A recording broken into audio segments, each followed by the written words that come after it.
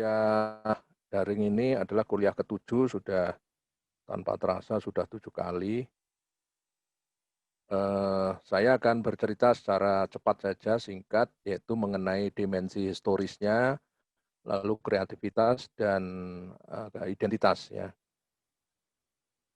Kemudian kuliah ini adik-adik mahasiswa yang baru gabung agar tahu bahwa ini adalah kuliah daring produksi Rumah Mikir yang sedang saya siapkan di Kota Batu di rumah saya sendiri, didukung oleh jurusan Seni Rupa UNESA, jurusan Desain UNESA, dan program studi Magister Pendidikan Seni Budaya UNESA di mana saya bekerja.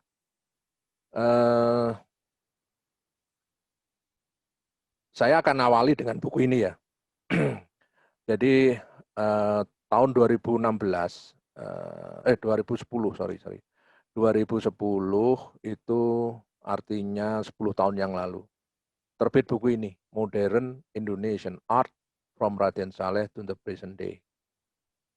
Buku ini isinya kurang lebih 300 biodata singkat seniman Indonesia, ya sekitar 300 yang dipilih oleh tim waktu itu. Kebetulan saya ikut menulis di sini. Ya sekalipun saya tidak punya kewenangan memilih waktu itu karena saya hanya tim penulis waktu itu. Akhirnya tim penulis itu memilih 300-an orang seniman, mulai dari Raden Saleh sampai seniman muda yang dianggap representasional pada saat itu, ya sampai tahun 2010 itu. Nah, buku ini cukup tebal, ya, dan harganya juga cukup mahal, full color, dan ditulis oleh sejumlah penulis seni rupa Indonesia. Nah, yang saya maksud di sini, buku ini bagi saya sampai hari ini menjadi persoalan. Ya. Ketika kita menyebut Indonesian art, ya seni orang-orang Indonesia modern, ya karena Indonesian itu mengandung selain imajinasi geografis juga antropologis. Artinya selain ada tempat, kita bisa mengimajinasikan orang.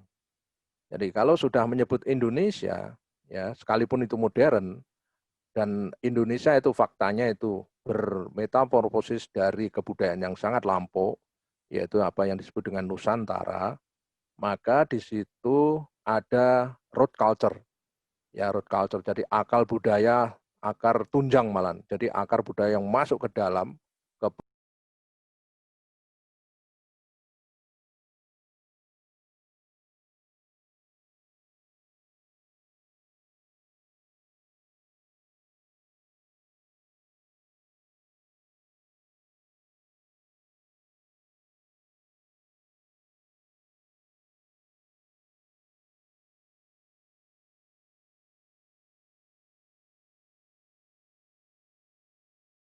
senden itu sebenarnya dibuat dengan totalitas yang sama.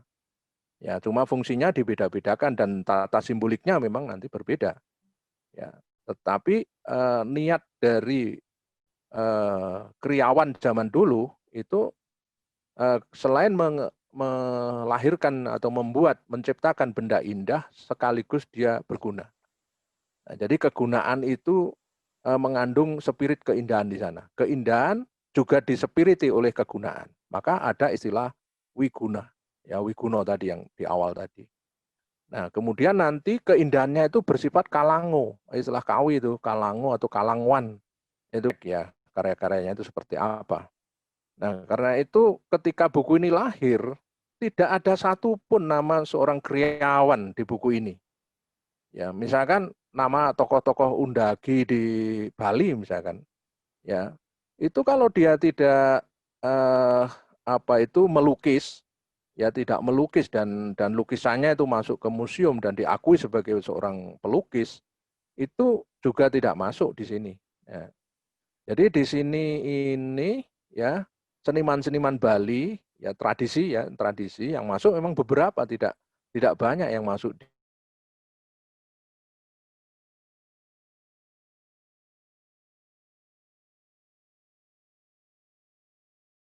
Dimasukkan dalam terminologi artis seniman dalam hal ini. Padahal kriawan itu sesungguhnya seniman itu sendiri. Ya seniman masa lalu disebut dengan kriawan itu sendiri. Jadi orang yang membuat benda yang sangat indah, yang sophisticated, itu disebut dengan kriawan. Nah, ini kemudian tidak diakomodasi di dalam buku ini. Nah, padahal kita tahu sejarah kita itu dibentuk oleh sejarah kriya yang sangat panjang ya, sejarah kriya yang sangat panjang. Nah, juga nanti ini jadi problem kita, sekalipun panjang, sampai hari ini kita juga belum punya sejarah tentang kriya. Ya, sejarah kriya Nusantara secara komplit. Ya, jadi kalau ada penulisan sejarah seni, itu kriya itu selalu dimasukkan kepada minor art, yaitu seni minor. Nah, padahal istilah minor, istilah mayor itu juga terminologi yang dibuat oleh pengetahuan Barat. Nah, jadi ini yang sebenarnya oleh teman-teman kriya mestinya harus diteliti terus genealogi istilah itu dan implikasinya pada secara sosiologis di masyarakat itu perlu ditegakkan keilmuan kriya itu. Karena kalau enggak ya nanti terus-terusan kita di ini terutama bidang kriya ini diombang-ambingkan oleh konsep-konsep dari luar, terutama Barat yang kita pakai, yang kemudian terus mengalami persoalan teoritis ya. Padahal kriya itu bukan sekadar teoritis, tapi persoalan religius, persoalan sosiologis, dan termasuk persoalan-persoalan antropologis di dalamnya. Nah, jadi ini buku ini menurut saya sekali lagi adalah buku yang perlu ada pertanyaan besar, mengapa? Ya, mengapa kriawan tidak dimasukkan? Ya, karena saya tahu pandangan mereka bahwa yang masuk di sini adalah seniman-seniman yang diakui masuk dalam golongan mainstream. Nah, apalagi kalau sudah ngomong mainstream, maka kriya juga tidak dimasukkan di dalam pengertian seni rupa modern. Ya, padahal kriya itu adalah mainstreamnya seni rupa kita. Ya. Dan ini orang kriya juga tidak pernah bicara, saya tidak pernah dengar orang kriya mengatakan bahwa kriya adalah mainstream seni rupa Nusantara dan berlanjut sampai ke seni rupa Indonesia ketika Nusantara beralih nama menjadi Indonesia. Nah, ini PR kita bersama, ya, terutama untuk teman-teman yang bidang keilmuannya itu kriya, program studi kriya, harus betul-betul memperjuangkan bidang ini adalah bidang yang khas Indonesia dan harus diinternasionalisasi keluar. Nah, kita jangan-jangan seringkali memadankan, menyamakan kriya itu dengan craft di Barat. Itu berbeda sekali karena secara ideologis sangat berbeda. Ketika kita menggunakan craft, Barat itu sejak abad pertengahan itu sudah dikotomis. Jadi mereka memasukkan kriya itu di dalam golongan klasifikasi low art, seni bawah, seni rendah. Ya, karena kriya, jadi Barat itu sebenarnya kalau kita lacak ya, paham tentang itu ya terkait dengan pemahaman filsafat ya terutama pada abad ke-18 masuk ke 19 ya. Itu seni yang baik adalah bukan seni yang baik ya, seni yang ideal adalah seni yang bersifat platonis karena Plato itu menganggap semakin konkret sesuatu itu semakin buruk. Jadi semakin abstrak sesuatu semakin mendekati kebenaran. Karena apa yang kita lihat, yang kita alami itu bagi Plato adalah refleksi dari dunia idea, dunia abstrak. Ya, jadi ini bersifat metafisika berarti. Berbeda nanti dengan muridnya. Kalau kita merujuk pada Platonian dan nanti ada yang jalurnya Aristotelian, ya itu mengatakan bahwa hal-hal yang sifatnya dialami langsung, artinya konkret karena dialami langsung, dicerap secara indrawi, ya itu yang lebih baik gitu, karena dialami langsung kita bisa melihatnya, bisa merasakan, bisa meraba dan seterusnya itu hal yang konkret. Karena itu di dalam terminologi ini ya seni yang konkret itu ya hal yang konkret itu ya juga mengandung nilai-nilai keindahan. Makanya kalau di era Hegel misalkan di Jerman itu bahwa musik itu adalah seni yang paling puncak karena dia abstrak. Tapi arsitektur karena semakin konkret itu seni yang paling gagal. Artinya seni yang tidak berguna.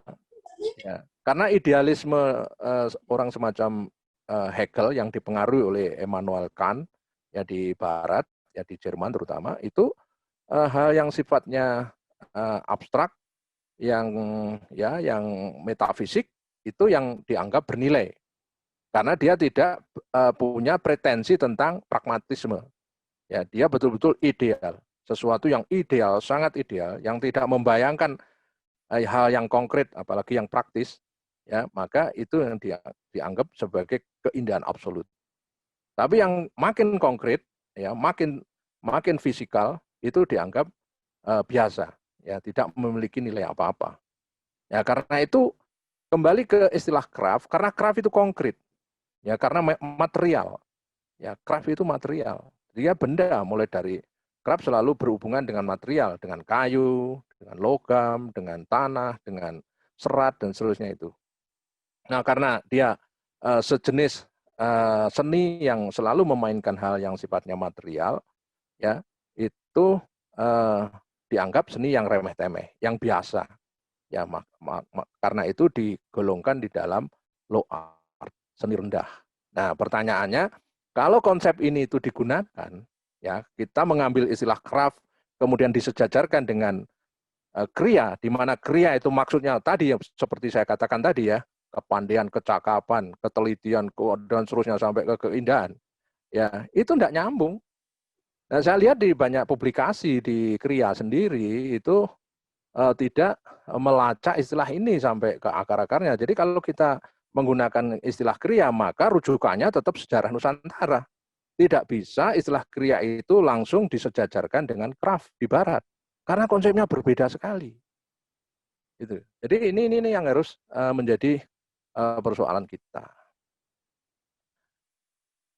Nah, berikutnya kalau kita lihat ini ya, maka kita akhirnya terjadi kesalahan. Ini gara-gara Barat ketika kita melihat misalkan ini ya. Jadi kalau kita ngomong kriya ya dengan tidak melihat stratifikasi dalam kriya itu sebenarnya ada banyak tingkatan-tingkatan ya.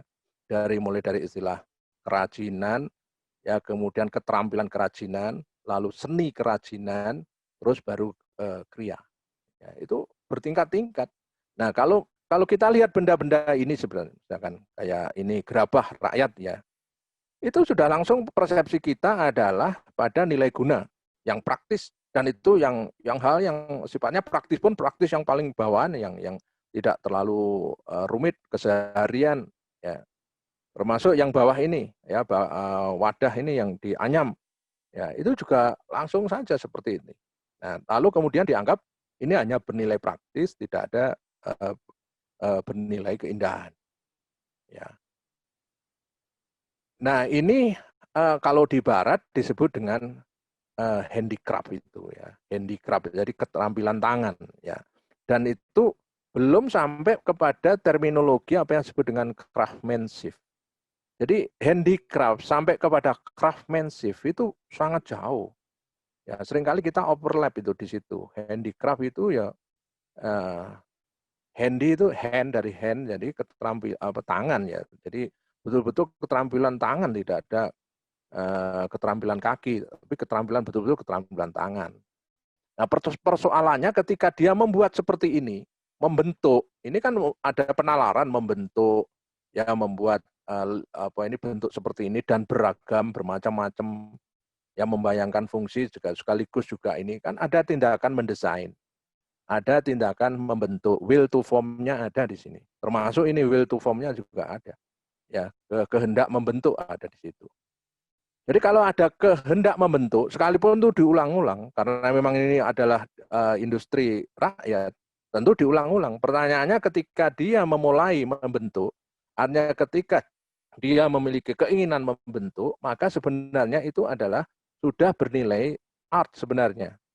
Ya, sekalipun kadarnya memang bertingkat-tingkat sekali lagi. Nah, lalu kemudian sama-sama bahannya kurang lebih ya dari tanah ya. Kemudian begitu ini menjadi seperti ini ya, dan ini disebut sekadar kerajinan. Kalau ini kemudian disebut dengan seni ya. Jadi ini kerajinan, ini seni ya, intensitas berkaryanya tentu berbeda, membutuhkan energi kreatif yang berbeda. Nah, ini apa yang membedakan? Kalau ini dibeli paling satu harganya sekitar 5.000 katakanlah ya. Mungkin juga kemahalan 5.000 ya. Tapi ini bisa sampai 50 juta. Ya. Bisa sampai 50 juta karyanya F. Widayanto ini. Ya. Problemnya di mana ini? Ya. Nah, kemudian termasuk ini, sama-sama dibuat dari bambu. Ya, ini bambu. Tapi begitu kita lihat ini juga bambu. Ya. Lalu apa di sini yang bertransformasi? Materialnya sama, bambu sama-sama bambu. Tetapi apa yang membuat berbeda? Nah, ini juga harus didiskusikan. Ya, sama-sama materialnya, tetapi tindakan yang ada di sini dan di sini berbeda. Ya, apa yang membedakan di situ? Ya, tentu bermacam-macam di situ. Handicraft-nya tentu berbeda. Ya, craftsmanship-nya berbeda di situ. Ya, kemudian orientasinya berbeda, desainnya berbeda, ya, lalu visi keindahannya berbeda. Ya, seperti di Jepang misalkan seorang pengrajin atau kriawan ya itu punya strata yang tinggi di sana itu ya karena tidak sembarangan orang bisa membuat ya bisa membuat seperti ini. Sekalipun di Jepang juga tradisi seperti ini dalam textbook di sejarah kriya Jepang juga diistilahkan dengan kriya craft ya tapi juga ada bahasa aslinya di sana itu. Tetapi dalam konteks sosiologi Jepang, ya seni dikaitkan dengan sosiologi dan budaya Jepang, ya hal seperti ini betul-betul diciptakan oleh orang-orang yang memiliki keterampilan paripurna, tidak sembarangan di situ. Ini contohnya. Orangnya berpakaian resmi seperti ini, lalu bekerja dengan tekun, penuh waktu, ya dan dia dipandang orang yang sangat berharga di dunia sosial di Jepang seperti itu. Nah, ini kan berbeda posisinya dengan si ini ya, di Efik Widayanto. Efik Widayanto tidak disebut kriawan malah menjadi keramikus atau sering juga masuk ke pameran-pameran seni rupa kontemporer. Jadi karyanya ini diakui sebagai seni rupa kontemporer.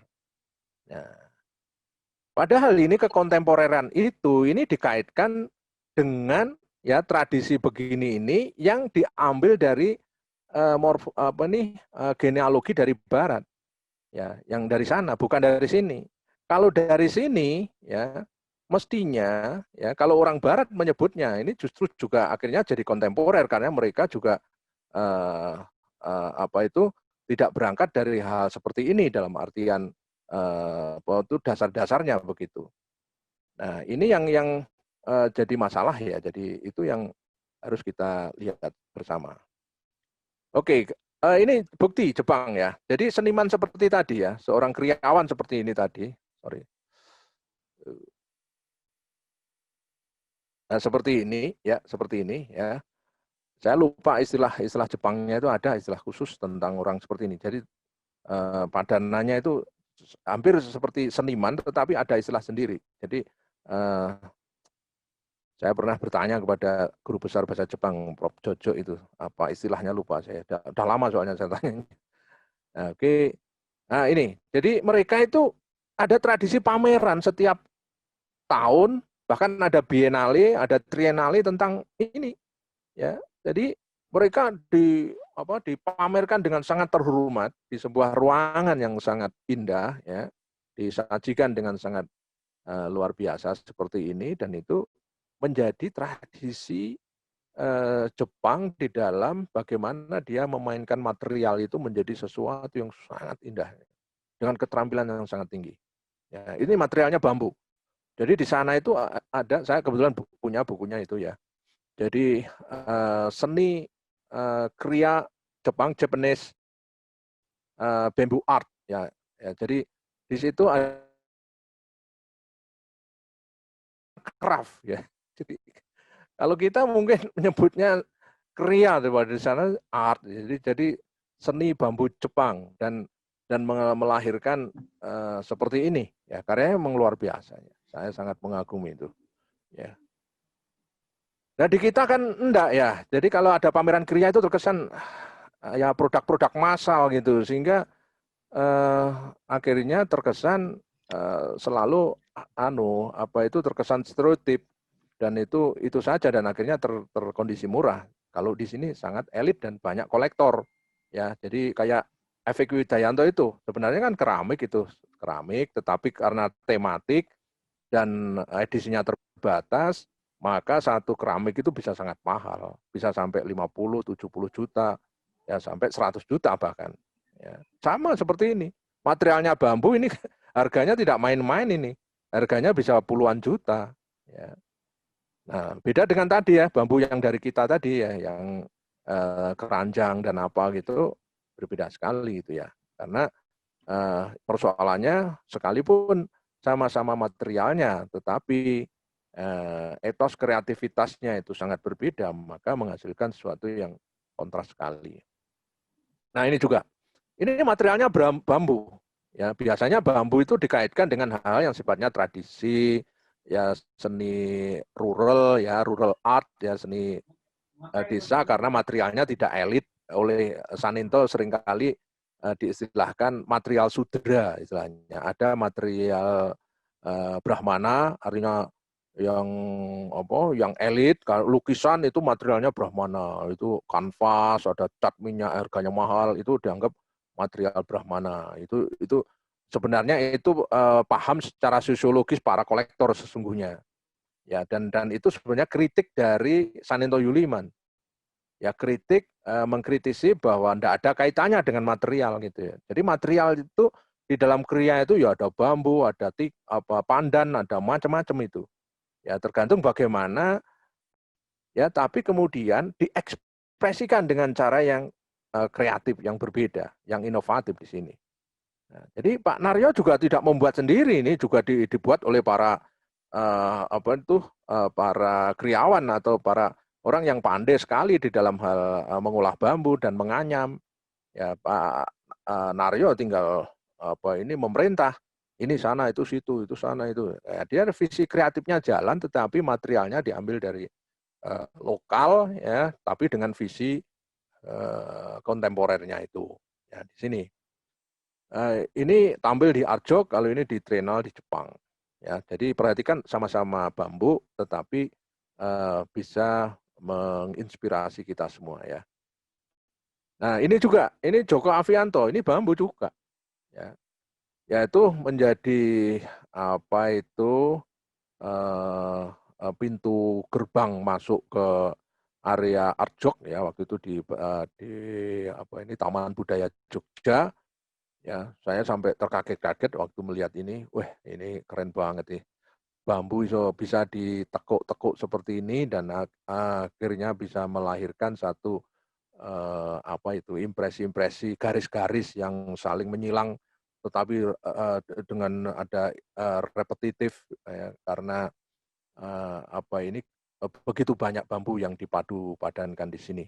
Jadi akhirnya menjadi sangat kelihatan kontemporer tapi juga lokal tapi juga kontemporer. Ini luar biasa ini. Jadi ini capaian-capaian Joko, karena itu Joko Avianto dengan material bambu ini kali pertama dia diundang di Biennale di Arjok, yang setelah karya ini dia kemudian melesat ke dunia internasional, diundang termasuk ke Yokohama Biennale, di Frankfurt, di mana-mana ya.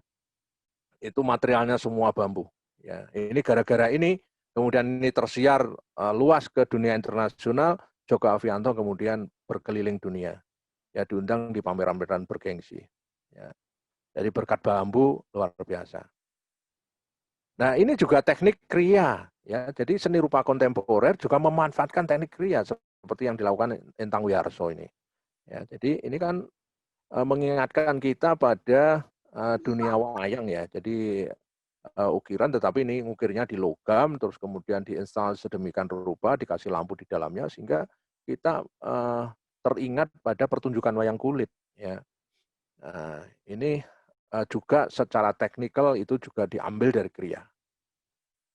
Nah, ini juga tampil di Arjok, ya, menjadi karya utama di depan, ya, yang commission artwork itu dibiayai khusus, ya. Dan ini sebenarnya tekniknya ya teknik kepandaian putri itu, karena memang ini dibuat oleh orang sekampung di Jawa Barat, oleh artisnya namanya Mulyono kalau tidak salah, ya. Itu menggunakan ibu-ibu di RT RW-nya di sana untuk merajut, merendah dan sebagainya itu ya dengan teknik-teknik apa itu ya rajutan dan macam-macam itu ya. Ya, ini kemudian diinstal sedemikian rupa yang menggambarkan dunia bawah laut.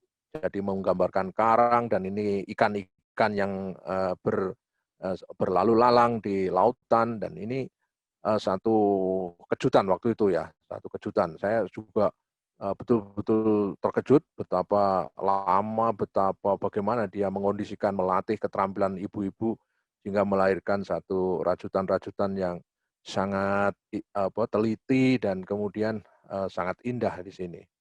Ya, dan ini kemudian dibingkai menjadi seni kontemporer. Nah, padahal secara teknik jelas kriya di situ. Secara teknik itu menggunakan teknik-teknik kriya di situ. Ini juga karyanya Lini Natalini Widiasih, Surabaya ya, cewek yang menggunakan material logam dan kemudian sebenarnya dia soal pelukis sehingga logam itu diperlakukan kayak kanvas gitu ya. Tetapi juga ada tindakan membentuk di sana. Jadi kalau hanya kanvas saja biasanya cuma datar. Ya dengan melukis di atas kanvas yang kita hadapi bidang datar. Tetapi Lini di sini dengan menggunakan logam juga ada kentengan-kentengan di sana ya, terus tekuan-tekuan di logam-logamnya dikomposisi sedemikian rupa terus kemudian dicat. Ya, jadi ini gabungan tekniknya itu antara kriya dan melukis. Nah, ini kan kemudian diundang di berbagai event-event art event yang penting di nasional. Dan bahkan karyanya banyak dipasang di tempat-tempat tertentu, di hotel, di kafe, ya, yang menurut saya juga dikerjakan dengan sangat penuh vitalitas oleh Lini. Ya. Nah, ini siapa yang mau mengatakan ini tidak indah dan ini hanya kriya atau sebatas kerajinan? Enggak. Ini adalah fine art bagi saya.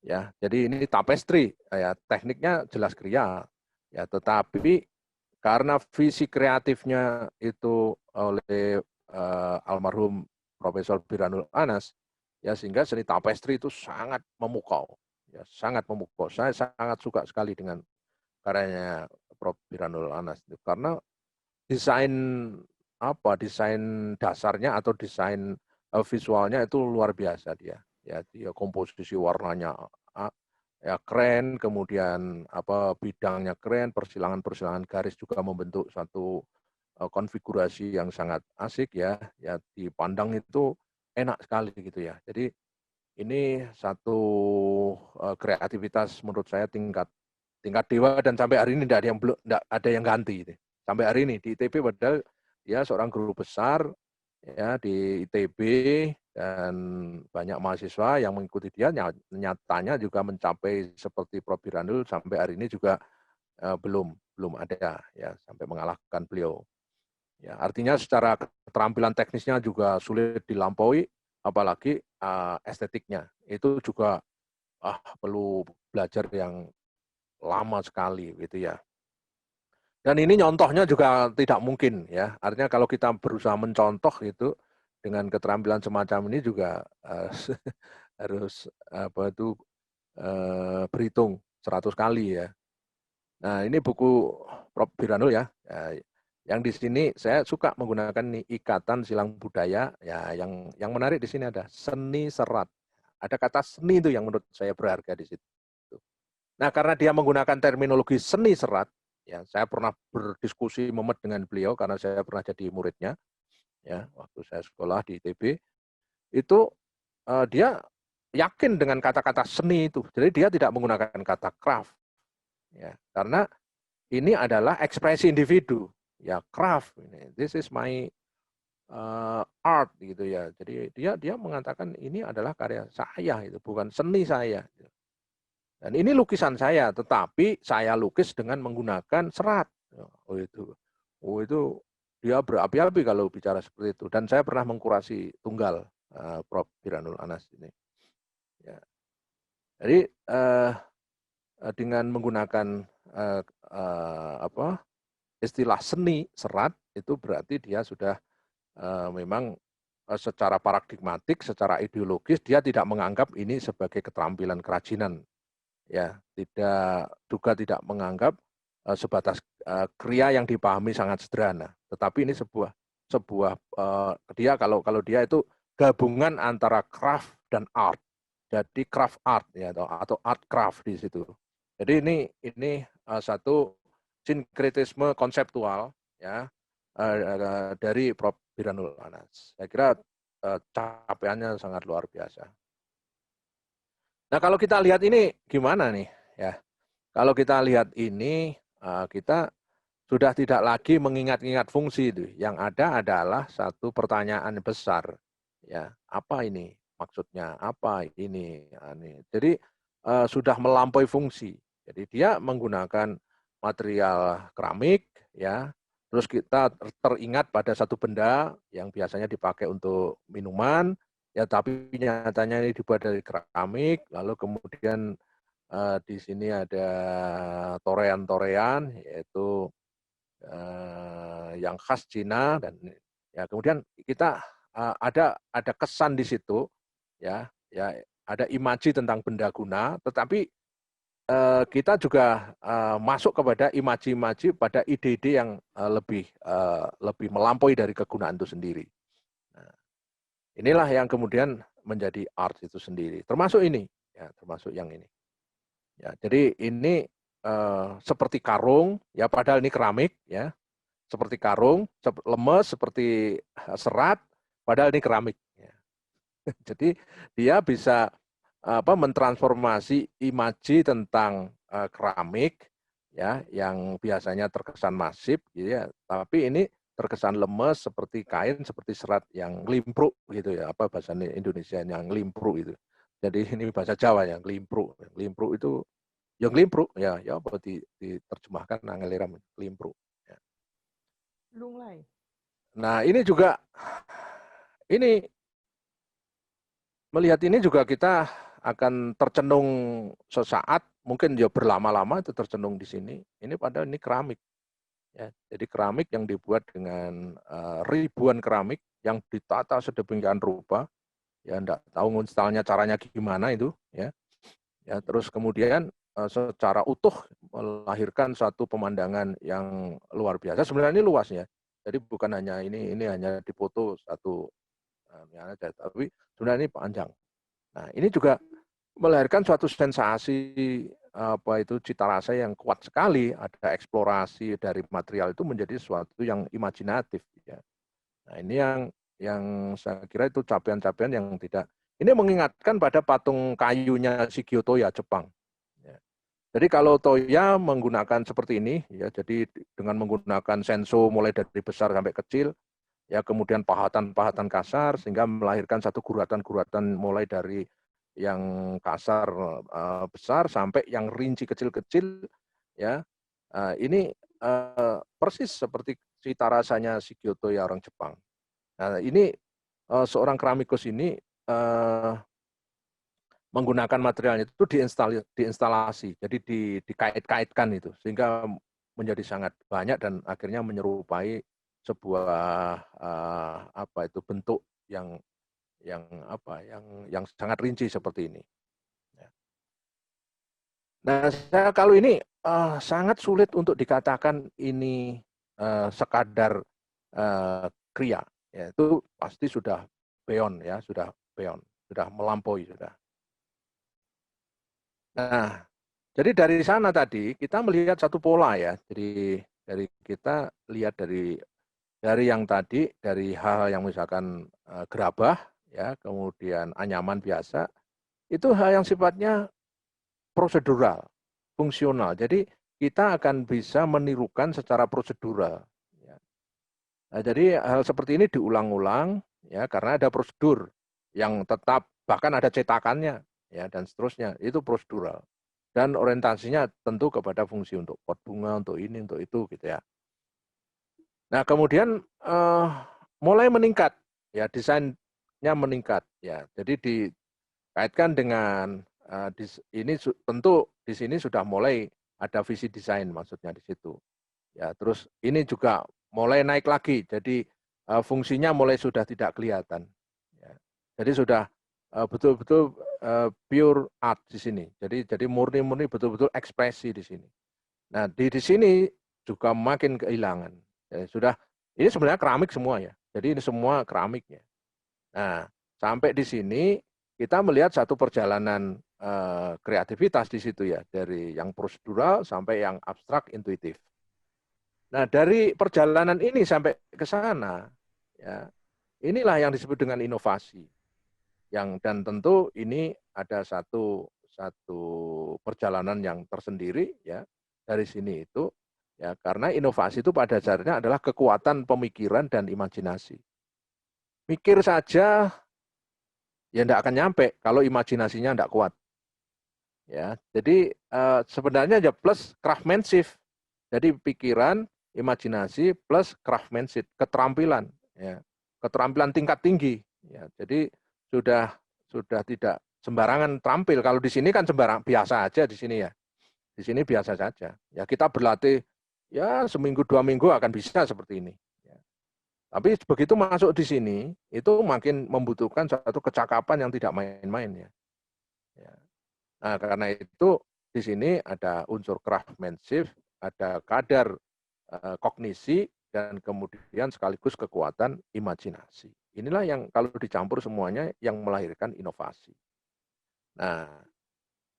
Nah, di dunia pendidikan tinggi kita, terutama program studi kriya, ya, itu seharusnya harus masuk kepada setelah mempelajari ini ya, setelah mempelajari dasar-dasar keteknikan dasar dari yang sifatnya yang prosedural memang harus diketahui ya, tetapi yang harus ini kedepannya itu harus masuk ke kawasan inovasi ya, tentu dilatih segi pengetahuannya, kognisinya, daya pikirnya, dan imajinasinya. Dengan cara banyak mengamati, banyak mendiskusikan sesuatu, banyak mengapresiasi, ya, lalu melahirkan satu cara kerja yang berbeda dengan yang ini. Ya, karena kalau yang ini sederhana cara kerjanya, kalau ini tentu menjadi sangat rumit dan berhari-hari. Untuk melahirkan satu benda seperti ini tentu tidak mudah dan butuh konsentrasi tinggi. Ya. Jadi ini yang penting untuk dilakukan di pendidikan tinggi, terutama program studi kriya. Nah, problemnya ini. Jadi dari setelah itu tadi kita muncul problem yang hampir tidak terselesaikan. Saya heran sampai hari ini tuh kok tidak ada seminar internasional atau nasional seminar tentang kriya gitu ya, yang menyelesaikan tentang problem-problem mulai dari yang ontologis, epistemologis sampai aksiologisnya. Tentang kriya, Nusantara duduk bareng di situ ya. Ya, dan kemudian goalnya itu membuat satu genealogi tentang ilmu kriya itu ya, sampai akhirnya menerbitkan satu istilahnya itu sejarah, terutama nomor 1 itu sejarah. Jadi penulisan sejarah kriya Nusantara. Ya. Nah, yang saya maksud dari problem itu, kita lihat dari problem definisi. Sampai hari ini itu kalau kita lihat buku, ya bermacam-macam istilah itu. Ya. Dan selalu disilang-silangkan yang akhirnya menjadi tidak jelas satu sama lain. Ya, antara art, antara fine art, applied art, desain, produk, craft, handicraft, art design, craftsmanship, kerajinan, ya kerajinan tangan, seni kerajinan, keterampilan kerajinan, kriya, seni kriya, kriya seni, malah ini dibolak-balik itu di Indonesia itu. Ya di program studi ada seni kriya, ada kriya saja, ada kriya seni, ya terus kriyawan, ya pekriya, ya perajin, pengrajin dan sebagainya. Nah, mbok ya dimunculkan satu istilah-istilah bakunya, yang karena kalau akan dianggap sebagai sebuah bidang ilmu, ya sebuah bidang, sebuah disiplin, maka by definition itu harus betul-betul kuat, harus betul-betul terjaga, konsisten. Ya, kalau ini akan diangkat sebagai sebuah, atau bukan angkat ya, memang diakui sebagai sebuah disiplin. Ya, apalagi sudah menjadi nama program studi. Karena itu hal yang sifatnya konseptual itu harus betul-betul ditegakkan dan kemudian disepakati. Ya, saya menyarankan istilah-istilah yang muncul dari tradisi, ya, artinya dari kita sendiri. Tidak perlu kemudian disepadankan dengan yang ada di istilah Inggris. Karena ideologinya berbeda. Ketika kita nyebut seperti yang saya katakan di awal tadi, kita menyebut kriya, lalu kemudian disepadankan dengan craft, itu bermasalah. Ya, karena ideologinya berbeda.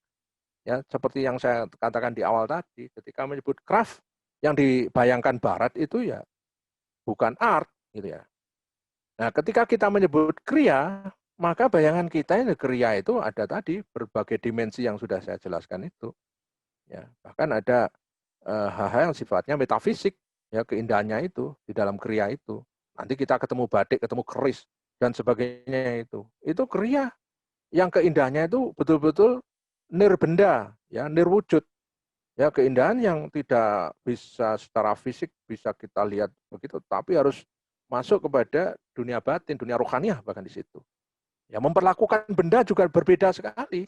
Ketika kita memperlakukan lukisan, sekalipun itu mahal, dengan memperlakukan keris, ya tradisi itu sangat berbeda sekali. Ya, keris setiap hari-hari tertentu oleh orang Jawa diperlakukan sedemikian rupa, dijamasi, ya terutama kalau pas hari-hari tertentu itu dijamasi, dicuci maksudnya, terus kemudian didoakan, ya bukan dimintain nomor, tapi betul-betul ini menjadi istilahnya itu simbol kehormatan. Ya juga jadi konsepnya bukan musyrik, bukan percaya kepada benda itu. Ya memang kalau dalam kepercayaan lama, dalam agama-agama kuno, Kapitayan, memang di dalam benda itu terkandung satu ada masuk kepada ada dunia roh di situ. Yang disebut oleh Belanda adalah animisme, dinamisme. Ya, padahal itu adalah kepercayaan kuno Indonesia di era agama kuno, Kapitayan sebelum Hindu dan Buddha masuk ke Nusantara. Ya. Jadi kalau kita tidak ngerti sejarah kuno, itu nanti akan juga sangat berbeda pemahaman kita atas ini. Nah, jadi ini tentu tidak bisa saya semalam menyelesaikan satu-satu di sini, karena ini harus dijelaskan urut-urutannya, kemudian lalu penggunaannya, contoh-contohnya. Yang ingin saya pancing pada teman-teman, mari kita selesaikan persoalan-persoalan seperti ini, duduk bersama. Apa sih yang dimaksud dengan, misalkan bedanya apa? Ketika Anda menyebut kerajinan, terus ada tangannya juga, kerajinan tangan, lalu seni kerajinan, ya ada kerajinan-kerajinan, tapi yang pertama telanjang sendiri kerajinan, lalu ada kerajinan tangan, lalu ada seni kerajinan, lalu ada keterampilan kerajinan. Nah, ini harus betul-betul diselesaikan apa bedanya. Dan contohnya apa gitu. Sampai hari ini kita kesulitan, apalagi guru-guru itu sulit sekali itu untuk menyebut-nyebut seperti itu. Nah, itu belum juga yang berikutnya, problem kategori. Setiap ilmu itu pasti bermain dalam konsep-konsep yang disebut dengan kategori atau klasifikasi. Pertanyaannya ketika kita membuat kategori atau klasifikasi, maka kalau itu kriya, bidangnya kriya, maka harus dikaitkan dengan kebudayaan yang melingkungi di mana kriya itu tumbuh. Ya, tidak bisa digeneralisasi. Ya, apalagi pakai kategori barat, tambah berantakan. Misalkan kita menggunakan kategori seni tinggi dan seni rendah, tidak masuk. Nah, seni urban versus seni rural juga tidak masuk. Ya, seni religi, seni profan bisa jadi ada, tetapi juga masih tanda tanya semuanya. Kalau kita menggunakan kategori-kategori semacam ini, implikasinya pada implikasi teoritisnya nanti juga makin tidak jelas. Seni murni versus seni terapan, ya, seni rupa versus desain. Ya, kan sekarang fakultas seni rupa itu yang menghilangkan kata desain kan kayak diisi Jogja itu, fakultas seni rupa. Kalau di ITB masih menggunakan dan desain. Ada kata dan.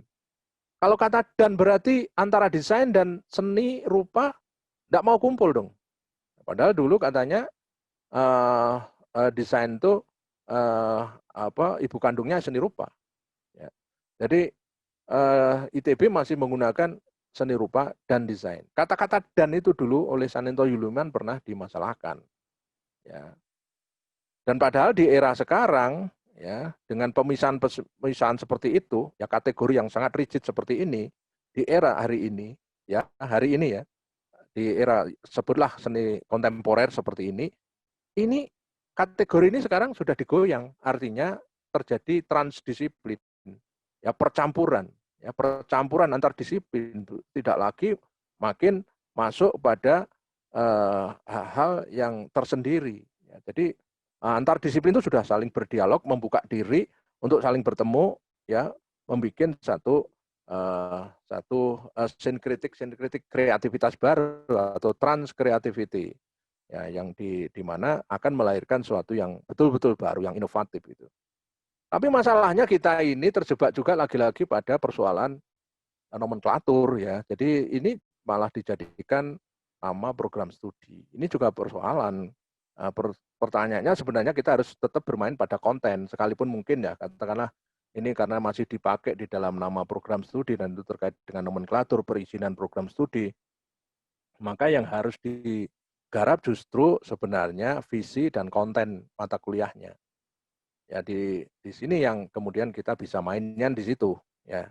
Karena kalau sudah menomenklatur urusannya dengan peraturan, dengan kementerian, dengan kekuasaan dan sebagainya makin berat, ya. Nah, kemudian yang berikutnya, problem yang berikutnya kalau 1, 2 ini tidak selesai, maka yang terjadi adalah pohon ilmu tidak jelas. Kalau ini disebut bidang atau disebut keahlian, maka pohon profesi juga akhirnya jadi tidak.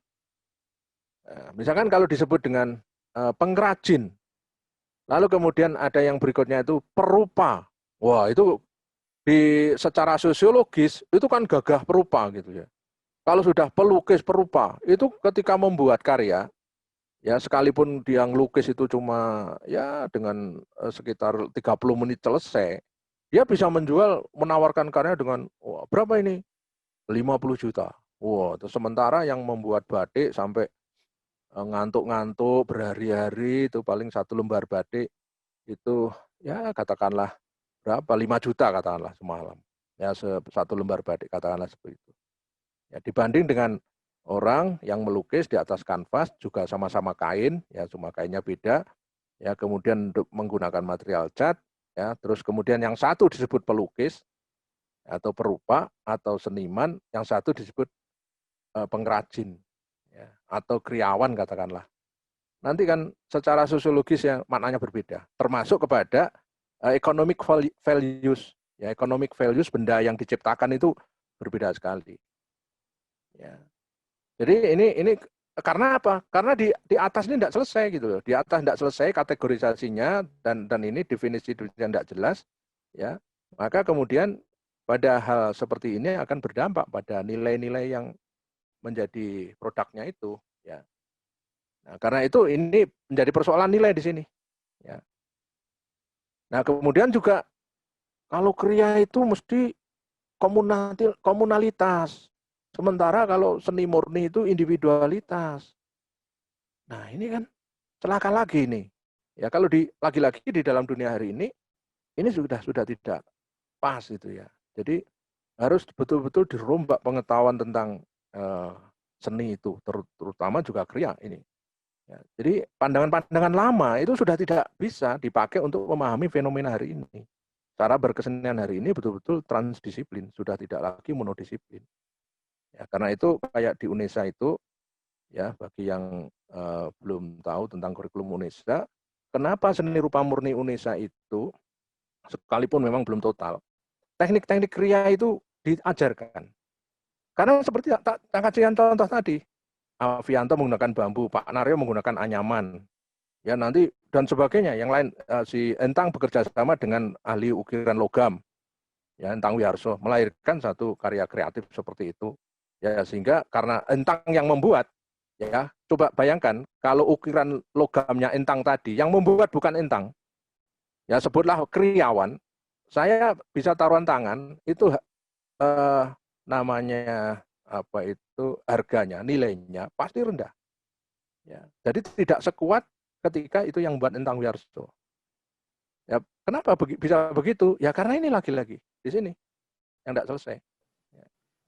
Karena dianggap kalau Entang individualitas, padahal Entang berkaryanya komunalitas, menggunakan keahlian-keahlian lain ya bersama-sama dia. Ya. Jadi ini yang tidak fair di dalam keilmuan kita hari ini, perlu kita betul-betul pandang secara kritis. Nah, produk juga begitu. Ya. Jadi dari aspek produk kita juga mengalami berbagai strata. Ya, jadi kemudian menciptakan strata, akibat dari sini maka produk yang diciptakan itu akhirnya jadi strata. Kalau kita nyebut seni lukis, wah tempatnya tertinggi. Ya, kita nyebut patung, di bawahnya. Nyebut seni grafis, di bawahnya lagi. Nyebut desain grafis, di bawahnya karena sifatnya fungsional, langsung hanya untuk komunikasi dan sebagainya. Dan di bawahnya lagi tambah sengsara nih, kriya kayu, kriya logam, kriya tekstil, kriya kulit, dan seterusnya. Jadi kalau disebut kriya, dia derajatnya itu di bawah seni lukis. Padahal kalau kita mau jujur ya, proses pembuatan, ya keterampilan yang diinginkan di masing-masing ini, itu adalah keterampilan yang tidak main-main semua. Butuh ketekunan tingkat dewa. Nah, karena itu ini persoalannya bukan pada soalnya, tapi kita sudah terlanjur menggunakan konsep-konsep barat, fine art, applied art ini dipakai ke sini. Akibatnya kriya kita itu tidak mendapatkan tempat yang terhormat. Tidak bisa mendapatkan tempat yang terhormat. Karena memang kalau kita menggunakan craft seperti di barat, tetap saja kalau ideologinya kriya itu bukan seni. Kalau di barat, karena itu memang pengertian mereka seperti itu tradisinya sejak dulu. Ya, itu terkait dengan tadi filsafat yang saya ceritakan, Immanuel Kant sama Hegel dan seterusnya itu. Ya, sampai hari ini membayang-bayangi ilmu pengetahuan barat, terutama ilmu seni. Nah, kalau di kita, ya itu kan tidak ada urusan dengan itu. Ya, tidak ada urusan dengan itu, kriya itu.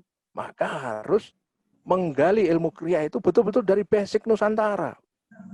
Ya, jadi istilahnya tetap menggunakan istilah Nusantara, karena tidak bisa itu langsung ditranslate secara kebiah-uyah aja dengan menggunakan istilah-istilah asing. Ya, jadi kita harus juga memperkenalkan, misalkan batik, kan tidak pernah diinggriskan. Batik ya batik.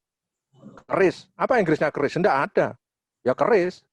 Ya kalau benda itu bisa menjadi istilah internasional, kenapa di dalam hal sifatnya teknis kita tetap tidak mempertahankan hal yang sifatnya lokal? Nah, ini yang harus dipikirkan. Ya. Ini problem-problemnya banyak sekali. Nah, aduh, sudah berapa jam, Bro? Saya semangat sekali kalau ngomong kriya, soalnya yang bila sedikit sekali kriya itu. Ya. Ini baru 1 jam, Pak. Oh, baru 1 jam, ya. Ini video saya off-kan, internetnya mati. Nggak kuat. Okay. Kriya. Jadi kriya, kalau kita ngomong kriya sebenarnya, ya itu bagi saya adalah ekspresi kebudayaan. Kriya itu ekspresi kebudayaan. Kalau kita ngomong kebudayaan, maka tentu selain ngomong individu, tentu ngomong komunal. Ya, ngomong masyarakat.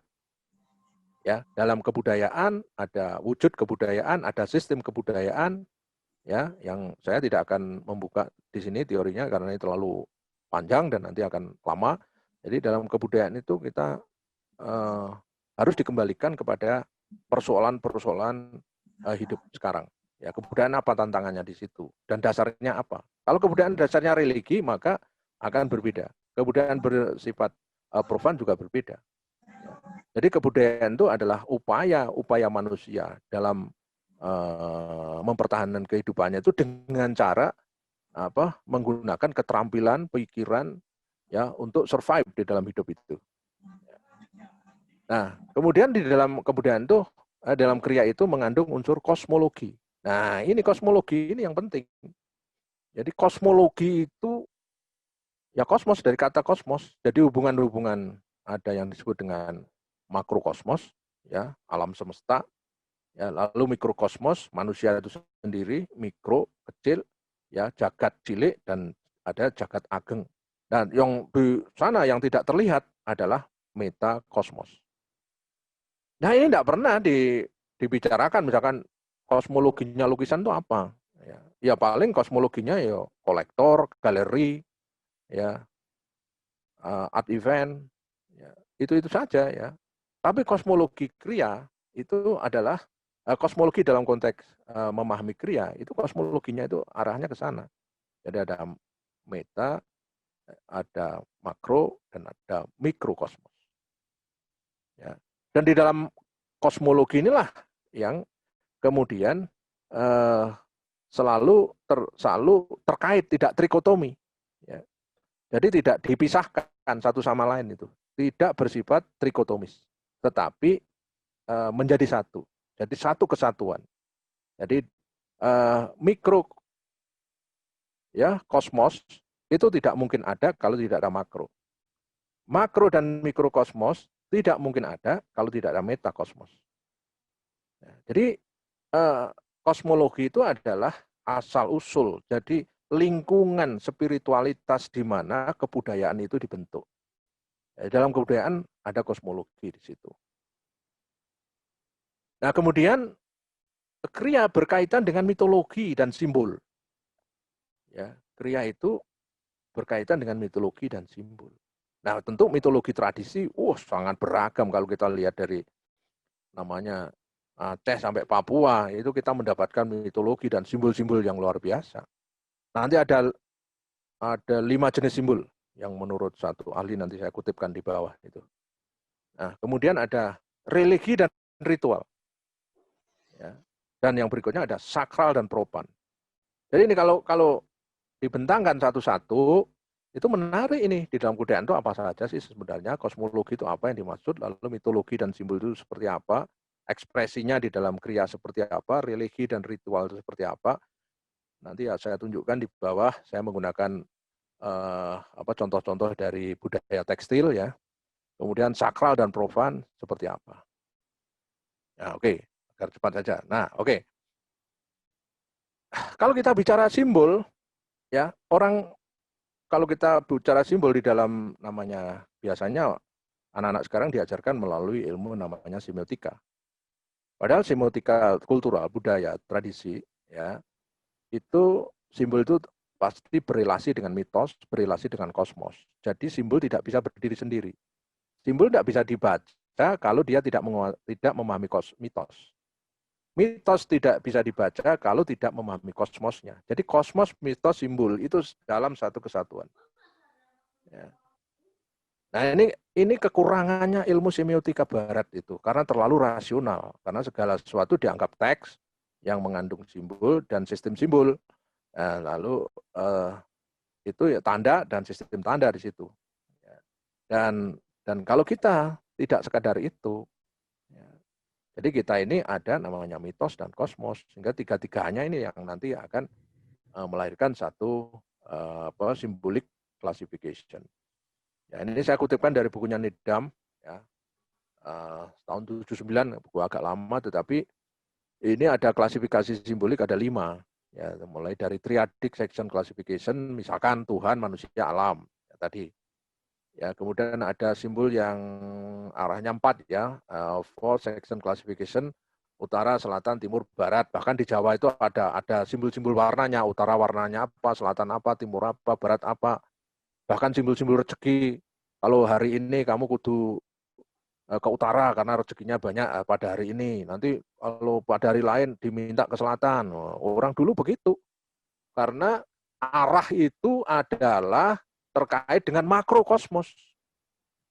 Ya, jadi posisi kita itu kan sebenarnya kita ini adalah koordinat dari semesta.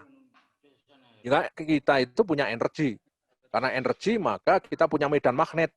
Maka kemudian direlasikan dengan makrokosmos. Ya, kemudian kalau kita berubah ya koordinat kita, maka juga akan mempengaruhi medan magnet yang ada di sekeliling kita. Ini oleh orang anak sekarang itu tidak dipercaya, padahal itu sangat logis. Ya, kita itu kemana-mana ada sistem seperti itu. Ya, terus kemudian ada atas, bawah, kiri, kanan. Atas, bawah, kiri, kanan. Ya, itu namanya 4 section classification. Kemudian ada 5 section classification. Misalkan sistem pasaran itu legi, pahing, pon, kliwon, mage. Itu juga untuk nih, kamu kelahirannya bulan apa, tanggal berapa, terus ketika anak sekarang di zaman pasarannya opo, enggak ada yang tahu. Ya kan? kan selalu ulang tahun yang diingat-ingat adalah tanggal, terus bulan, tahun. Tahun pun tahun Masehi, bukan pakai wuku dan sebagainya. Coba anak-anak sekarang yang katanya generasi milenial itu belajar petangan Jawa, ya penanggalan Jawa. Ya, itu wah tingkat canggih itu.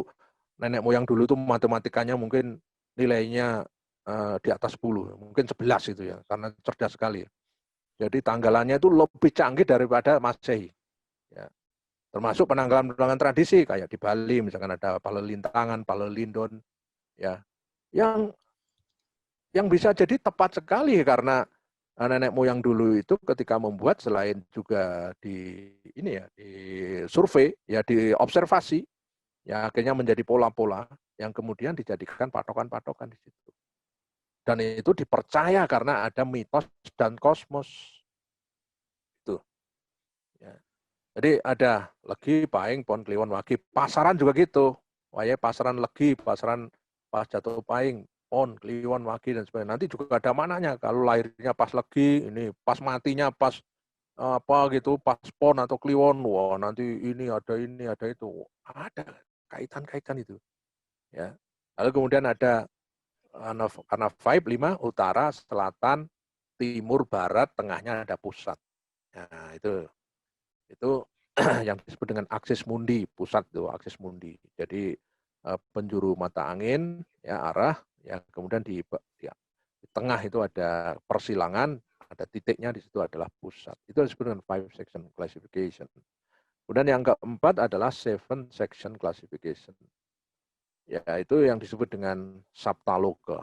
Ya, atau ada burloka, buah loka, suah loka. Ya, biasanya yang dikenal ini 3 trikotomi ini ya. Burloka itu tempat dunia bawah, ya, bangsanya hewan dan seterusnya. Kemudian buah loka itu sudah mulai makhluk-makhluk raksasa, ya. Terus antara buah loka dan suah loka itu ada manusia, dan suah loka itu atau disebut dengan suarga loka. Jadi tempat yang suci, tempat di atas, paling atas, loka. Ya, tapi di atasnya lagi ternyata ada yang disebut dengan mahaloka, janaloka, tapaloka, dan sampai satyaloka.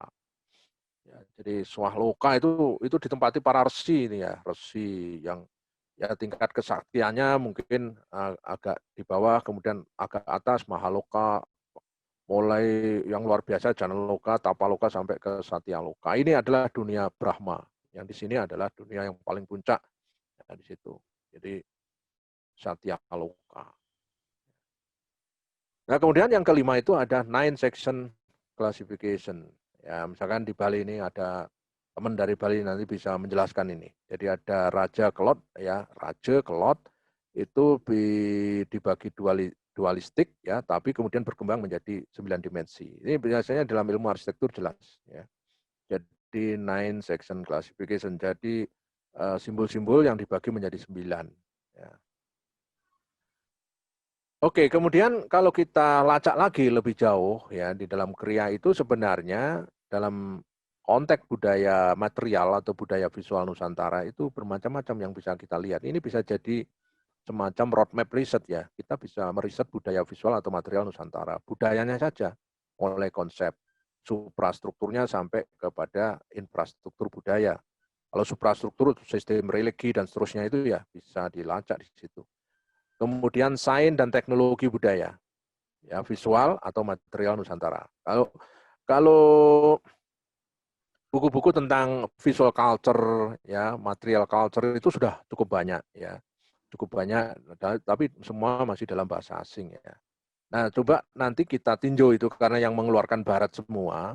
Ketika itu kemudian kita relasikan dengan kasus di Nusantara, itu pasti perlu ada satu pembacaan kritis, ya pembacaan kritis, terutama pada material, ya juga termasuk pada visual karena visual itu sebuah bahasa, ya jadi bahasa visual di situ akhirnya menjadi budaya visual karena dengan visual itu kita akan mengetahui sebuah maksud individu sampai pada kelompok bahkan sampai pada bangsa, identitas. Kemudian di situ ada sains, ya sains di situ ilmu pengetahuan. Jadi kita membayangkan ilmu pengetahuan itu bukan terus fisika, biologi, kimia, bukan semata itu. Ya, sains di situ adalah satu pengetahuan yang sudah diakui secara bersama-sama, ya, dan kemudian sudah teruji lintas waktu, ya, di dalam komunitas itu. Nah, jadi diakui bersama, itu menjadi sains, menjadi pengetahuan, sistem pengetahuan yang diakui, itu menjadi sudah sains tradisi di situ. Ya. Dan teknologi itu ya, misalkan kalau membuat rumah tidak pakai paku, tapi pakai pasak atau apa, kaitan dan seterusnya, nah itu juga teknologi. Ya, jadi teknologi jangan dibayangkan selalu mesin, lalu komputer, itu kan teknologi sekarang, teknologi masinal dan teknologi digital. Tapi orang dulu jangan dikira tidak punya digital ya. Dulu itu teknologi digital, teknologi itu sudah diekspresikan dalam bentuk lain. Ya. Jadi mengirim sesuatu, misalkan dalam tradisi katakanlah, oke lah, santet katakanlah. Ya, santet itu kan ngirim benda material sebenarnya itu.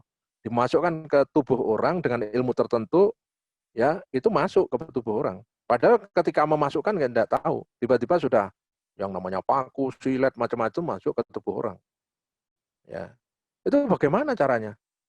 Ya, kan ini berarti ada teknologi, ada sains, ada pengetahuan yang ini. Jadi material diubah menjadi gelombang atau apa gitu, terus masuk ke tubuh orang. Ya. Jadi ilmu tingkat apa ini ya? Nah kalau kita kan anggap khayal, misteri, wah enggak mungkin, enggak logis. Loh, ya apa rek? Ya. Saya pernah mengalami beberapa kali hal seperti itu. Ya. Jadi itu sangat logis bagi orang yang betul-betul mempelajari itu. Ya. Saya beberapa waktu yang lalu pernah keliling-keliling di beberapa desa di sana ya, di kawan-kawan di Dayak di Kalimantan. Pada suatu hari, ini cerita singkat aja, saya pas melihat pasar, ya pasar Dayak di dekat rumah panjangnya orang Dayak itu, di bawah itu di lorong itu ada pasar. Ramai di situ. Ya, saya pas jalan lihat apa yang dijual. Ternyata jualan obat. Katakanlah obat. Jadi untuk menyembuhkan luka, untuk menyembuhkan kalau misalkan kita kena parang, kena apa, terus kemudian diobati dengan semacam getah atau cairan itu, terus sembuh. Dan sembuhnya itu tidak kemudian kayak kita kalau ke dokter terus kita berbahan dan seterusnya. Enggak. Ya. Ternyata begitu dia demonstrasi, misalkan tangannya itu dilukai, kemudian dia tetesi dengan cairan itu, kemudian tangannya ditutupkan itu, terus hilang. Saya kagum. Ini apa ilmu ini? Ya akhirnya saya nyoba sendiri. Saya memberanikan diri nyoba. Di tangan saya kiri itu dulu ada daging tumbuh kecil gitu, di pas jari tengah. Ya. Sampai hari ini lukanya masih kelihatan putih itu. Itu saya minta bisa menghilangkan ini. Oh bisa. Langsung dikasih obat itu. Ya, dioser-oserkan di pas itu, terus tangan saya dipegang oleh dia. Ya, terus kemudian dilepas, hilang dagingnya itu, tanpa terasa, tanpa luka, tanpa berdarah. Dasar itu. Ini fakultas kedokteran bisa kukut itu. Ya, ini pengalaman saya, ya pengalaman saya yang sampai hari ini, barangkali sampai rumah muncul lagi, ternyata sampai hari ini tidak muncul. Ya, artinya sembuh. Ini banyak kejadian-kejadian aneh-aneh waktu saya ke sana itu. Ya. Jadi ini luar biasa. Nah, kemudian kita bisa membuat penelitian yang berikutnya adalah tentang fungsi budaya visual material Nusantara. Ini cukup banyak kalau kita bedah itu fungsi-fungsi itu mulai dari fungsi yang sangat keseharian. Nah, kalau bisa keseharian itu sebenarnya di Barat pun sekarang sedang bicara mengenai estetika sehari-hari. Ya, jadi ada ilmu tentang estetika yang terkait dengan kehidupan sehari-hari. Ya, everyday life. Itu jadi bukunya itu Everyday Life Aesthetic. Ya, kebetulan saya punya bukunya. Saya baca ketawa ngakak-ngakak saya, ya. Kenapa? Lah iki estetikane mbaye awake dhewe. Ya. Nah, tapi kalau sudah ditulis dalam bahasa Inggris, apalagi yang direbutkan Barat, itu terus anggap penting. Padahal itu ilmunya orang Nusantara itu. Ya, bahwa estetik itu ya keseharian itu, karena setiap apa yang kita lakukan selalu memiliki sinkronitas dengan tadi yang sifatnya makro kosmos. Jadi kosmos itu teratur, indah di situ. Ya, jadi sehari-hari itu memang berpola keindahan di situ. Ya, jadi kok terus tiba-tiba muncul kayak gitu? Karena Barat dulu yang disebut dengan estetika itu sebuah filosofi. Karena filsafat maka itu pemikiran tingkat tinggi, dengan demikian terpisah dengan hidup. Ya, dia berada di dalam alam atas, ya, di dunia pemikiran aja di situ.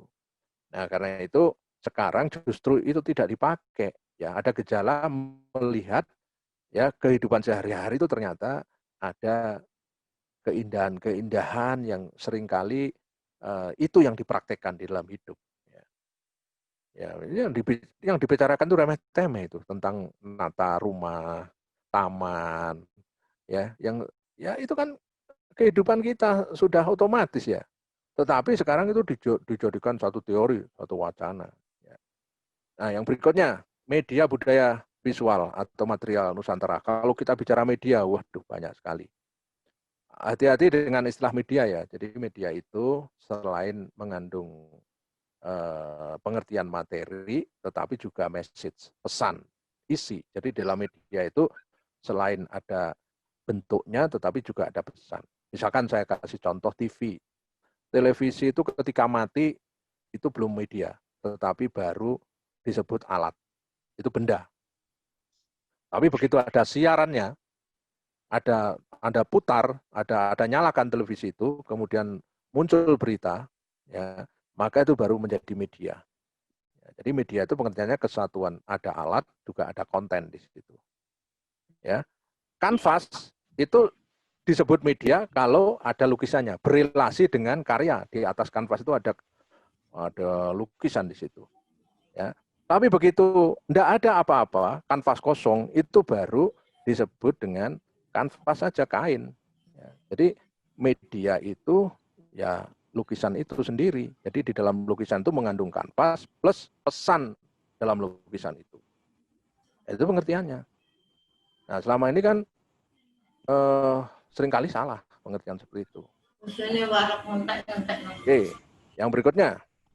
Nah, Kriya Nusantara ya itu ada nilai benda, ya, bisa sebut macam-macam, bisa puluhan, Anda bisa sebut ya, lukisan kaca, wayang, batik, keris dan seterusnya. Itu pun juga beragam jenis. Ya, kalau kita nyebut lukisan kaca juga bermacam-macam gaya. Kita nyebut wayang juga puluhan ragam wayang. Ya, itu dari gayanya, dari bahannya, dari ceritanya itu banyak sekali. Batik apalagi ini, ya. Keris juga sama. Nah, itu dari benda. Ya. Terus juga ada nilai ini, tak benda. Ya. Intangible. Ya, ini ada nilainya, ada mana, ada fungsi, ada pengetahuan, sistem pengetahuan dan ada mitologinya itu. Ya, jadi yang seringkali misalkan batik mendapatkan penghargaan dari UNESCO sebagai warisan tak benda.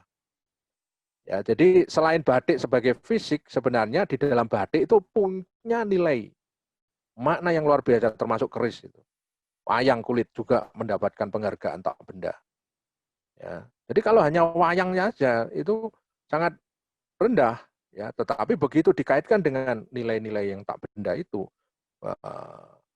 kalau wayangnya saja kan cuma kulit, lalu apalagi kayu, kan itu, ya kan?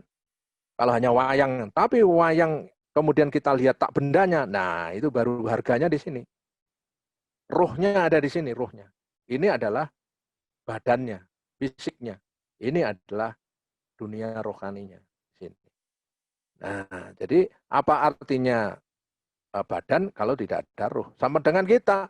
Kalau kita mati, badannya kita mati jadi mayat, kita dibuang di kuburan. Orang yang berkali-kali mengatakan I love you, ketika kita tidak memiliki roh, kita sudah tidak dianggap. Ya, kita berharga itu gara-gara masih punya roh, punya nyawa nih. Kalau sudah tidak nyawa, ya sudah. Wassalamualaikum, kita tidur sendirian di bawah tanah.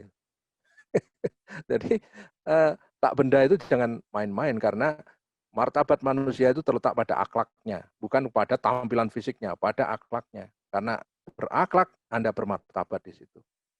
Ya, di situ. Nah, benda-benda Nusantara juga begitu. Tidak dibuat hanya fisiknya saja konsentrasinya, tetapi pada tak bendanya ini. Ini. Karena itu ya tidak pernah terjadi macam-macam secara sosiologis di Nusantara itu. Karena selain seni itu berkreasi, mengekspresikan bendanya itu, jadi benda itu adalah ruh, dunia ruh yang diwujudkan, ya, yang ditampakkan di situ. Hal yang sifatnya rohaniah yang ditampakkan. Itu. Seperti teman-teman di agama Hindu itu, ya, kalau dia bersembahyang ngadepin batu dan batu itu ada simbol dewa-dewa, itu sebenarnya kan dunia roh yang ditampakkan, dunia yang tak benda, yang bermakna nilai-nilainya di dalam dunia rohania, yang kemudian ditampakkan. Ya, ditampakkan bukan berarti menyembah yang tampak itu. Yang disembah adalah nilai, tata nilai di sini. Ya, itu hanya simbol. Yang ditampak itu hanya simbol. Nah, jadi itu cara memahaminya seperti itu. Oke. Nah, jadi seperti ini, batik, keris, wayang, perabot, batu nisan, keramik, arsitektur, perahu bahkan ya, itu akhirnya sebenarnya menjadi satu identitas lokal yang mencerminkan adanya ini, metakosmos, mikrokosmos, makrokosmos. Jadi setiap ini, itu selalu ada tiga ini. Ya. Kalau hanya ini tidak mungkin, ini aja juga tidak mungkin, ini saja tidak mungkin. Jadi semuanya itu mengandung tiga-tiganya. Ya, jadi triadik. Jadi, satu kesatuan. Oke, yang berikutnya, saya juga ingin menunjukkan pada terutama adik-adik mahasiswa yang baru belajar ini ya. Jadi kalau ketika Anda belajar seni rupa, maka apalagi memahami seperti kriya dan seterusnya, sebenarnya ada buku petunjuk untuk melacak wacana itu, bagaimana pengertian kriya dan bagaimana perkembangan kriya sampai kita lacak aja ada buku-buku yang pernah terbit dan pernah diwacanakan dulu. Salah satunya adalah buku ini saya punyanya cuma fotokopian. Ini buku yang paling saya sukai. Bahasanya itu memang agak membingungkan karena dia Profesor Sudjoko itu menggunakan bahasa-bahasa diterjemahkan dalam bahasa-bahasa tradisi, bahasa-bahasa lokal ya. Dari dia ambil Sunda, dia ambil Jawa, dia ambil Kawi, macam-macam di situ. Ya, misalkan tekstur terus diganti barik dan seterusnya itu. Ya, kalau kita ngomong tekstur kan sudah akrab, tapi begitu barik itu kita jadi apa ini dan seterusnya. Itu banyak istilah-istilah di sini. Tapi yang ingin saya ceritakan dari buku itu bukan itu. Ya, Profesor Sudjoko tahun 70-an itu pernah mengatakan begini. Seni rupa Indonesia yang orisinal, yang asli itu adalah kriya. Itu dengan gagah berani dia ngomong begitu ya, tahun 70-an, pertengahan. Ya, dan itu ditulis di majalah di Siasat kalau tidak salah itu dia mengatakan seperti itu. Dan itu tidak ada yang membantah sampai hari ini. Ya. Dan memang betul di dalam seni, dia mengkritik fine art waktu itu. Ya, bahwa fine art itu tradisinya Barat dengan bertitik pangkal pada apa itu secara sosial dan filosofi Barat. Ya, yang seperti yang saya ceritakan tadi. Dan kemudian kalau itu kemudian kita menggunakan konsep itu maka terjadi understanding di dalam teori gitu. Makanya di sini diejek-ejek di buku. Coba Anda baca ya atau difotokopi terus dibaca. Terutama bagian tentang peristilahan itu.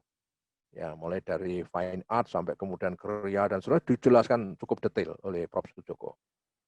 Nah, saya sangat setuju dengan beliau ini. Ya. Kemudian ini, ya seorang kritikus seni rupa yang kenamaan.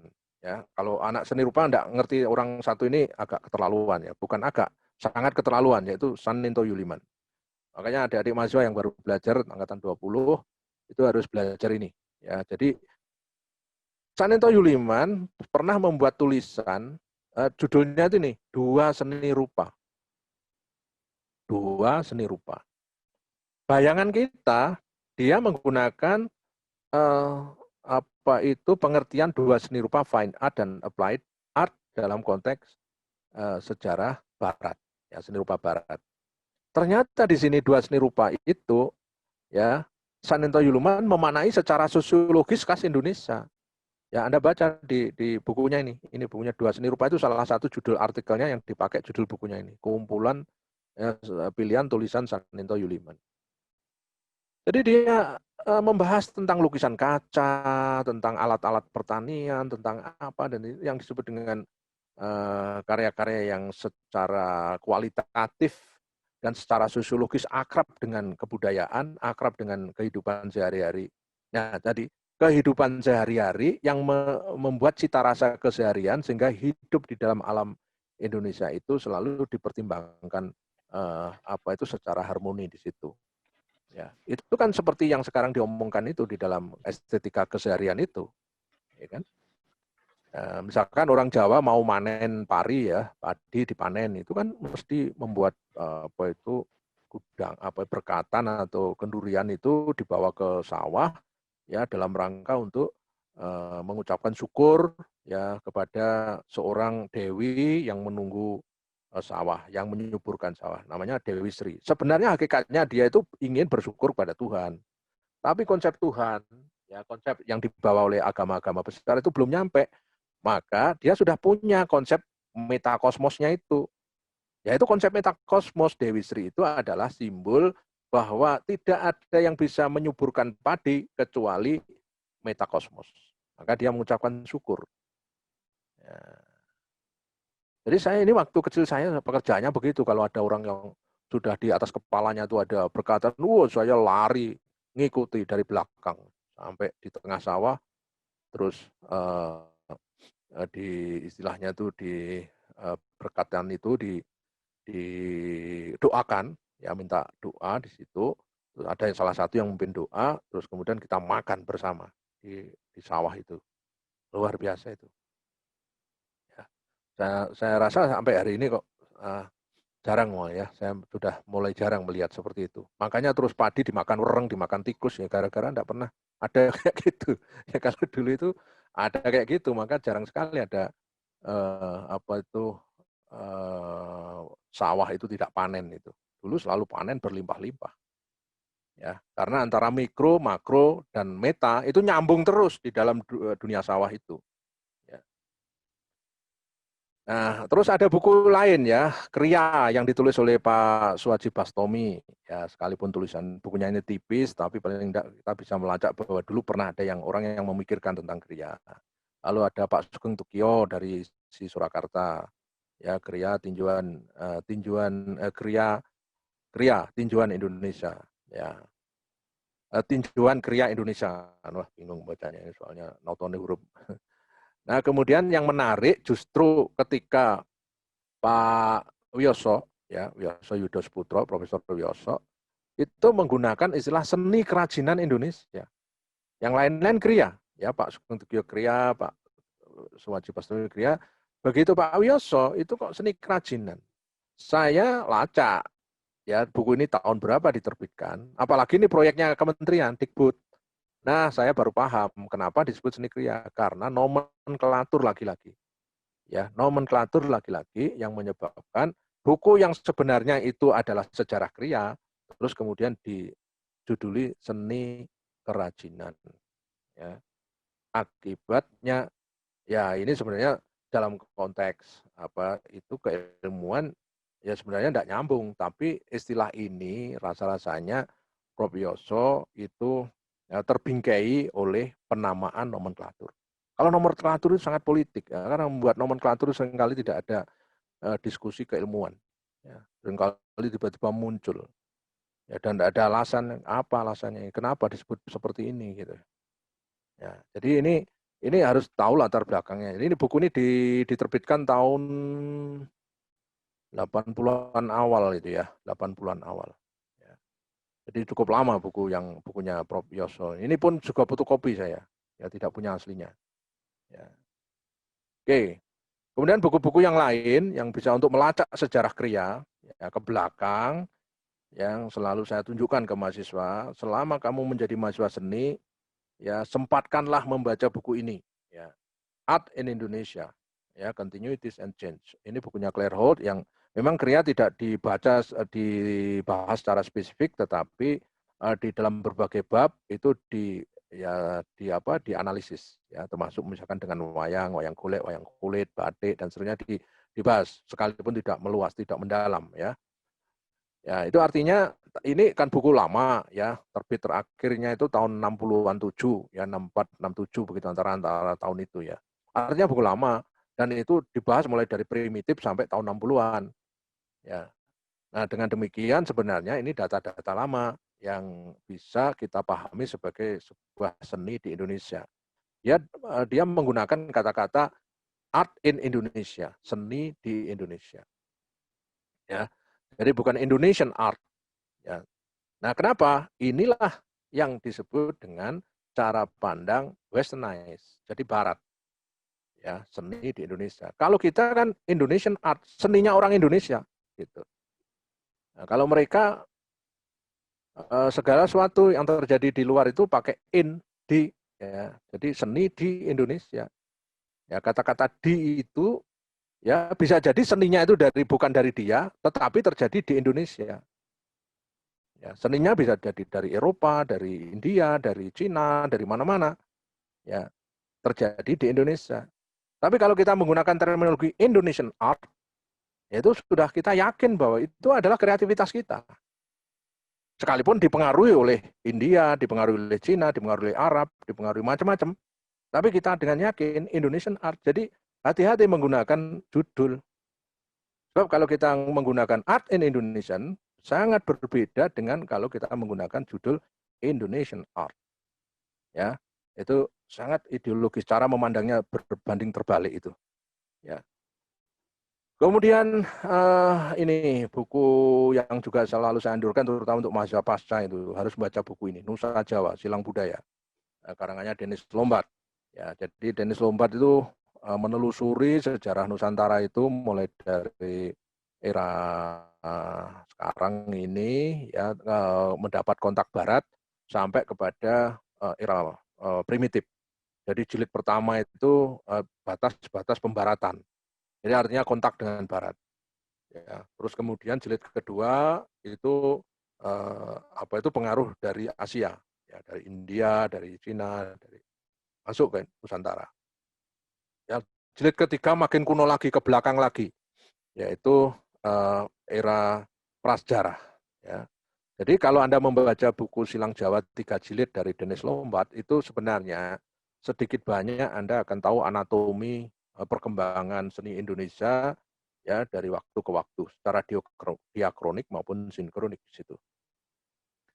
Nah, ini buku ini terjemahan ya, Claire Holt ini terjemahan dari ini. Jadi buku terjemahan dari Prof. R.M. Sudarsono itu diterjemahkan dari ini. Jadi tapi bukunya jadi sangat tebal ya. Padahal buku aslinya ini tidak terlalu tebal. Oke, yang berikutnya buku-buku ini juga ya. Jadi ini buku ini yang juga membahas aspek-aspek historiografis dari kriya Indonesia ya. Ini tekstil, ada batik, ada seni-seni kerajaan ya. Terus kemudian ini buku yang saya sangat kagumi juga, ini kode-kode Nusantara yang dipecahkan secara dipecahkan kode-kodenya dan kemudian disatukan di dalam program-program komputer ya. Kemudian ini art of Indonesia. Ya, tadi art in Indonesia, ini art of Indonesia. Apa bedanya? Ini art of Indonesia. Tadi art in Indonesia. Ini textile of Timor, bukan textile in Timor. Nah, ayo ini dipikir apa bedanya. Kalau kita menggunakan art in Indonesia dan art of Indonesia, ya apa bedanya di situ? Ya, ada kata-kata of dan in sangat berbeda secara konsep. Ya. Oke, buku yang menurut saya penting untuk kaitannya dengan kriya di kita ya Nusantara, kajian-kajian yang cukup mendalam dan walaupun dibatasi pada kasus-kasus tertentu, ya misalkan kayak yang dilakukan Prof. Gustami ini ya, satu-satunya guru besar tapi sudah pensiun, guru besar kriya itu kan siapa ya Prof. Gustami, lalu almarhum Prof. Biranul Anas. Ya, setelah itu tidak muncul lagi guru besar Kriya itu. Jadi seni kerajinan mebel ukir Jepara ini adalah karya yang dulu sebagai karya akhir studi doktor sekalipun terus tidak diselesaikan ya karena keburu profesornya keluar. Jadi pas sekolah dokter Prof. Bustami ya pas di akhir mau mempertahankan disertasinya tiba-tiba SK guru besar yang keluar ya sudah akhirnya tidak jadi ya tapi ini jadi buku seni kerajinan mebel ukir Jepara kajian estetik melalui pendekatan multidisiplin ini saya kira satu kajian yang sangat mendalam terkait dengan diakronik perkembangan mebel ukir di Jepara ya sampai kepada tradisi-tradisi yang membentuk ukiran di Jepara seperti apa. Itu ternyata luar biasa ya.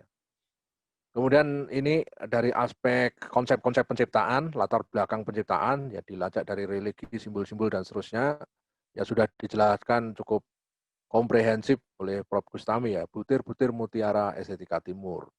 Ya, ide dasar penciptaan seni kriya Indonesia. Saya juga belum menemui buku yang sebagus Prof. Bustami, ya untuk kriya ya terutama. Ya, ini saya kira buku yang mengantar kita untuk memahami dunia kriya Nusantara secara komprehensif.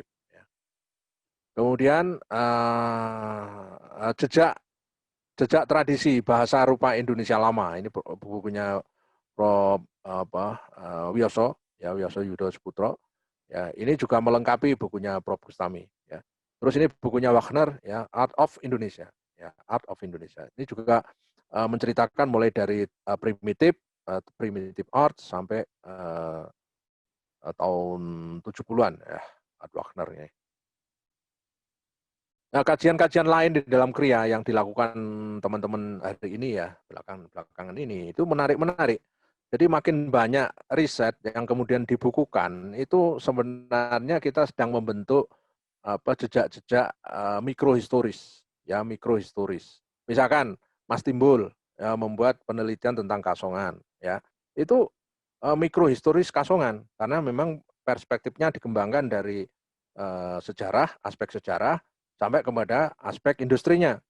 Ya di terakhir, makanya bukunya itu dibuat bagi dua, yang satu tentang historisitas Kasongan, ya, terus sampai kepada Kasongan yang hari ini, yang perspektifnya kepada industri, ya, industri kriya di sana. Nah, ini menurut saya buku menarik, buku penting yang terkait dengan bayangkan kalau semua modus-modusnya itu diikuti dan berbeda lokasi, ya itu akan mendapatkan satu pengetahuan yang cukup meluas. Ya, kemudian nanti ini dijadikan modal untuk penulisan sejarah ya kriya Nusantara. Kalau tidak ada penelitian yang spesifik begini akan sulit. Ya. Termasuk juga ini ada yang menulis tentang tradisi logam ya di Kota Gede. Ya. Ini juga menarik ini karena juga perspektifnya sejarah juga ya. Mulai tahun 1830 sampai 1930.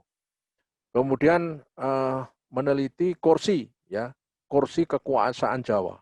Wah, ini juga kalau dibaca ya ini juga saya cukup tercengang ya karena ternyata tidak sembarangan kursi itu untuk tempat duduk ya, tapi bermacam-macam fungsi dan bermacam makna ya di balik kursi itu sendiri dan itu mempengaruhi desain.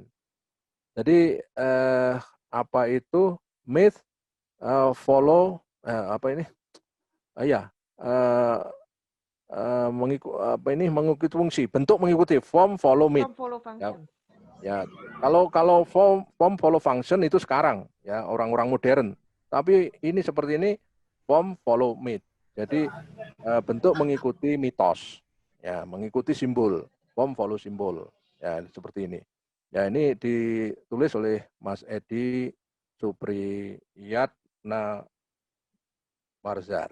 Ya ini perkaranya kursi, tetapi ternyata lapisan-lapisan makna dari kursi Jawa itu, wah luar biasa. Nah, ini juga buku yang menarik juga yang saya dapatkan, mempelajari pengaruh-pengaruh Tionghoa ke Indonesia, akhirnya menimbulkan budaya peranakan Tionghoa di Indonesia yang mengalami perubahan-perubahan transformasi dari bahasa leluhurnya sana sampai ketemu tradisi Jawa, ya akhirnya banyak varian-varian. Ini kalau diteliti menarik ya dari kria mebel, ya peralatan rumah tangga sampai nanti batik dan seterusnya itu sangat banyak sekali ya. Kalau untuk ini disertasi itu, wah itu luar biasa. Jadi di situ eh, eh, ini yang saya suka ini ada art, ya ada kata-kata art and culture in daily life. Jadi dia tidak menggunakan craft loh di sini. Jadi saya dari judul saja saya sudah terangsang baca ini, wah ini menggunakan art. Dia tidak menggunakan craft. Ya. Apa ada apa? Ya kenapa dia menggunakan art? Ya, ya padahal orang-orang selalu mengatakan ini craft gitu. Padahal di sini penulisnya menggunakan art. Ya, berarti ada tinjauan lain, perspektif yang berbeda. Kita baca, kita beli, ya, gitu. Oke, yang berikutnya ya referensi yang lain yang mungkin ya sebagai kajian-kajian. Misalkan kita lihat batik aja ya, batik itu juga begitu. Kaya sekali banyak buku yang bisa ditemukan ya yang berbahasa Indonesia dari hasil riset teman-teman ya, yang dari pengaruh Islam, terus kemudian ini dokumentasi dari motif-motif, lalu ini batik Dermayon di Jawa Barat sana yang diteliti oleh Mas Nanang Ganda Prawira, ini orang dosen UPI ya. Kemudian batik pesisiran oleh Mas Hasanuddin, ini dosen ITB ya, almarhum ya, dan dia memang kolektor batik klasik terutama di pesisiran Jawa ini di Jawa Barat yang mulai dari Cirebon sampai ke barat dan agak ke timur itu. Ya, terus kemudian lalu dokumentasi ini kalau saya menyebutnya buku dokumentasi karena tidak ada analisisnya buku ini. Batik Jawa Timur, tapi sudah mending lah ada orang yang mau mengeluarkan energinya untuk mendokumentasikan kekayaan batik Jawa Timur ya. Sekalipun mungkin belum semua, tetapi paling tidak kita punya apa itu bekal untuk memahami batik Jawa Timur. Lalu kemudian makna filosofi simbolik dari batik, ya ini ada buku kecil, tetapi menurut saya cukup membantu untuk pemahaman. Ya, karena kalau kita baca secara teoritik sebenarnya bukan sekadar kain kita memahami itu. Jadi sebuah identitas, sebuah simbol kosmis yang tidak main-main. Ini ditulis oleh ini Anne Richter misalkan tahun 94 dalam bukunya Art and Craft of Indonesia. Jadi dia itu masih bingung juga, dia menggunakan dua istilah yang langsung dengan kata sambungnya N di situ. Jadi ini ada Arts and Crafts of Indonesia di situ. Jadi judul bukunya itu dari Richter tahun 94. Terkait dengan tekstil dia mengatakan ini ya, mengatakan ini yang menarik di situ adalah kata-kata yang saya merah ini ya. Jadi tekstil itu melampaui dari fungsinya ya, melampaui dari fungsinya hanya sebagai benda pakai. Ya. Dia merupakan ekspresi yang terkait dengan ya ini of the wearer ya pemakainya ya terkait dengan pemakainya dalam dunia ini supernatural dan kosmik, kekuatan supernatural dan kosmik. Jadi kalau misalkan orang Jawa dulu menggunakan parang gitu ya, dia terkait dengan itu hal-hal yang sifatnya supernatural dan kosmik ya, kekuatan itu ya. Textile have a secret and magical significant over and above their use for covering the body. Jadi dia melampaui sekadar untuk menutup badan gitu ya. Jadi dia mengandung itu secret and magical significant. Jadi itu kan berarti bukan kain sembarangan begitu loh. Ya. Tandanya apa kok tidak disebut kain sembarangan lah? Nanti di belakang ini, ya misalkan ini. Ya, jadi ini ditegaskan ini, textile is not only in the utilities. Jadi kain itu bukan hanya soal utilitas, bukan hanya sekedar hal yang bisa dipakai, yang bisa difungsikan secara pragmatis, bukan. Tetapi it is the image of taste and craftsmanship of the culture. Ah itu. Jadi tekstil itu ya merupakan image tentang cita rasa, ya, image tentang cita rasa dan keterampilan tingkat tinggi craftsmanship, ya, mengenai kebudayaan. Jadi terkait dengan kebudayaan. Ya, kalau kita ngomong kebudayaan tadi spektrumnya sangat luas. Ya. Nah, jadi gampangannya ya tekstil in broader meaning is the form of cultural value externalization. Jadi kain ya bukan dalam batas-batas makna tertentu ya border meaning bukan makna-makna itu adalah bentuk ya eksternalisasi pengejauhantan nilai-nilai budaya ya cultural values externalization.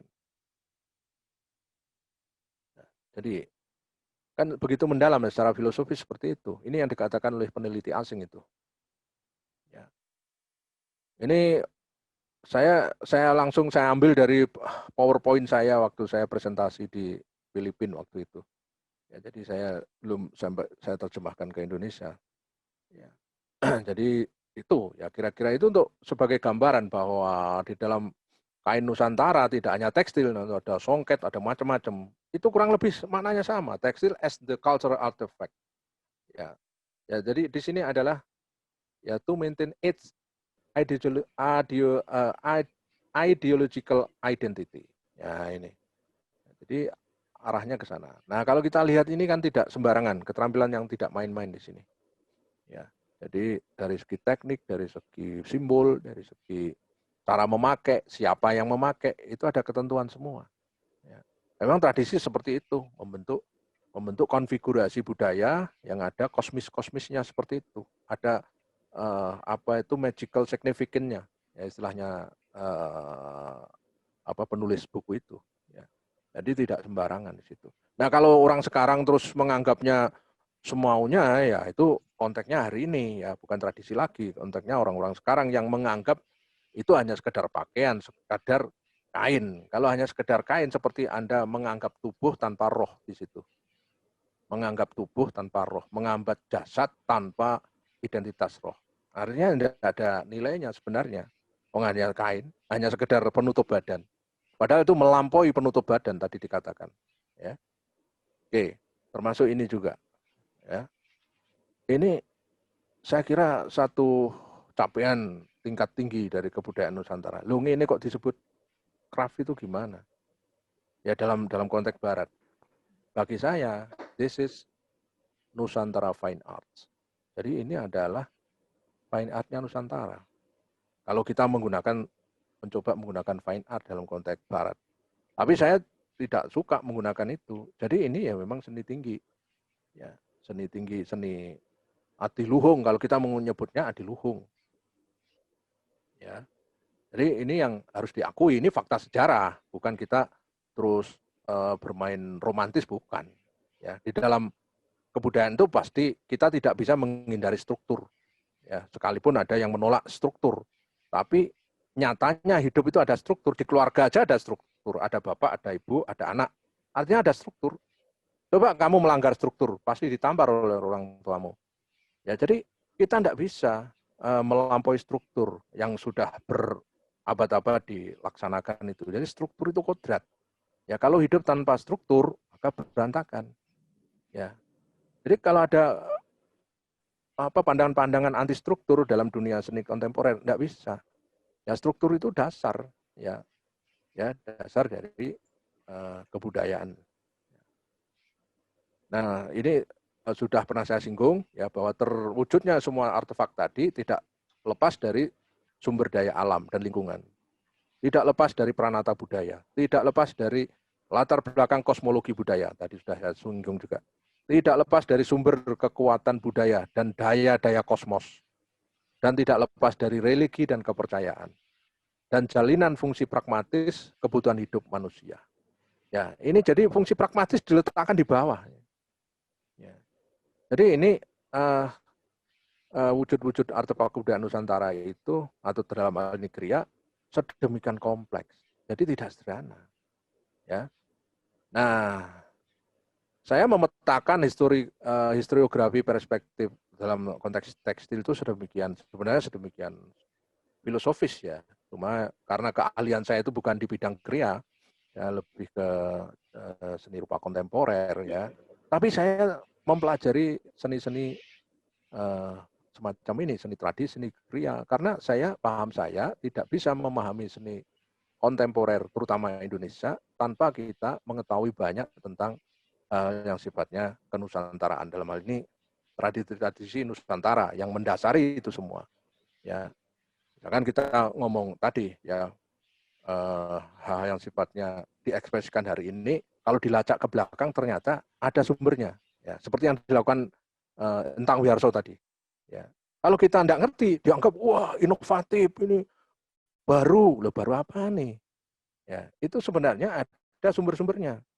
Ya, ada sumbernya di situ. Nah, itu karena kita menguasai sejarah. Kalau tidak tahu sejarah, maka kita akan salah bicara di sana. Nah, dengan demikian kalau disimpulkan dari macam-macam tadi, ada di baliknya itu ada artistik konsepnya apa. Ya. Jadi di baliknya itu tentu ada artistik konsepnya. Ya. Soal balance, harmoni, unity, ya termasuk continuity principles itu ada. Ya, di balik benda-benda yang saya tunjukkan, terutama tekstil tadi. Ya. Kemudian juga ada karya bukan sekadar karya, ya, bukan sekadar benda, bukan sekadar artwork, ya, tetapi juga sebagai sebuah ekspresi estetik di situ. Ya. Jadi semua kalau menggunakan applied, seni terapan, seni yang arahnya kepada utilitas, ya, itu dibuat menggunakan cita rasa tinggi, cita rasa keindahan tinggi, ya, high taste of beauty. Jadi tidak rendahan. Nenek moyang dulu menciptakan motif-motif dalam batik itu menggunakan high taste of beauty di sini. Jadi tidak cita rasa biasa, tetapi dia mengimajinasikan simbol-simbol itu dengan dunia yang bersifat metafisik. Ya. Itulah yang kemudian disebut dengan expresses the idealism about beauty. Ya, jadi Indonesian traditional art is not only to fill the practical needs, but also expresses the idealism about beauty. Nah, itu yang penting. Ya. Nah, ternyata kalau kita racak, akar tunjang sejarah kriya itu sangat panjang ke dalam. Apa itu? Nah, ini. Jadi, ini tidak akan saya jelaskan di hari ini, karena ini memang butuh waktu. Ya. Jadi intinya, kriya itu punya tradisi yang sangat panjang. Mulai dari prasejarah itu sudah ada. Nah, misalkan tradisi ornamen, seni rupa etnik itu dia di kayu, di tekstil, di anyaman, di keramik, ya. Dari pengaruh seni lukis, misalkan di era Indonesia Hindu, ya ada lukisan, ada lontar, wayang beber, ya. Terus kemudian seni lukis Bali klasik, wayang kulit dan seterusnya. Ya, seni hias Indonesia Hindu, ada relief candi, ada keris, wayang, topeng, batik dan seterusnya. Ya. Jadi pembentukan dari prasejarah yang kemudian bisa diklasifikasi, lalu melahirkan benda-benda, lalu kemudian peranan tradisi India, dalam hal ini Hindu-Buddha yang memberikan satu perspektif nilai-nilai di sana, akhirnya menjadi sinkretik semuanya itu. Jadi tradisi kuno, prasejarah, ketemu dengan gelombang eksternal, masuk, lalu menjadi bentuk baru di situ. Itu yang disebut dengan menurut saya adalah disebut dengan DNA kebudayaan Nusantara. Jadi DNA kebudayaan Nusantara itu campuran, ya blended, ya jadi campuran dari berbagai anasir di situ. Nah, patung juga begitu, seni patung prasejarah juga sangat menarik untuk diketahui di situ, untuk bisa dilihat bagaimana polanya, bentuknya, ragam hiasnya dan seterusnya, dan fungsi-fungsinya itu luar biasa. Nah, unsur-unsurnya kalau kita bedah, ya kalau kita di kuliah kebanyakan yang diomongkan cuma ini aja, ya elemen dasar, nokta, garis dan warna, ruang, terus pembentuknya pakai irama, proporsi, balan, kesatuan, sudah titik di sini. Ya di 2 matra, 3 matra ini aja yang diomongkan. Padahal kita mestinya harus mengembangkan. Ada distorsi, formulasi, ornamentasi, ya. Ini adalah prinsip komposisi, pembentukan, prinsip proses pembentukan yang olah dari noktah, garis, bidang, warna, ruang, tekstur, cahaya, ya, yang melahirkan ini. Ya, bukan sekadar irama, proporsi, balan, kesatuan. Nah, kalau kita lihat batik, wayang, keris, dan seterusnya itu butuh ini. Ya. Nah, terus di perkuliahan biasanya mahasiswa seni rupa hanya diajarkan ideoplastis. Ya, ada konsep, ada ide di situ. Ada visioplastis, elemen visualnya. Ya, cuma itu unsur seni rupa, ideoplastis, visioplastis. Loh, kurang dalam tradisi, terutama kriya, ada unsur sosioplastis, ada unsur historioplastis. Ya, kalau ini saja kurang, ini hanya memahami kriya secara fisik, secara wujud.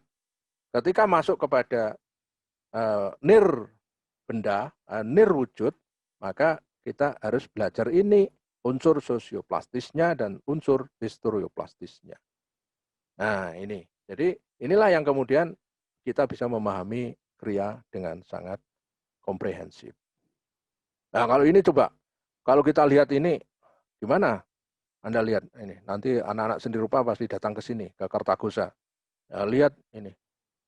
Ya, jadi satu gambaran wayang Bali yang kemudian diletakkan di atap yang menjulang begitu, ya dengan cerita Mahabharata, ya. Terus kemudian menceritakan kisah itu ya dari atas sampai bawah.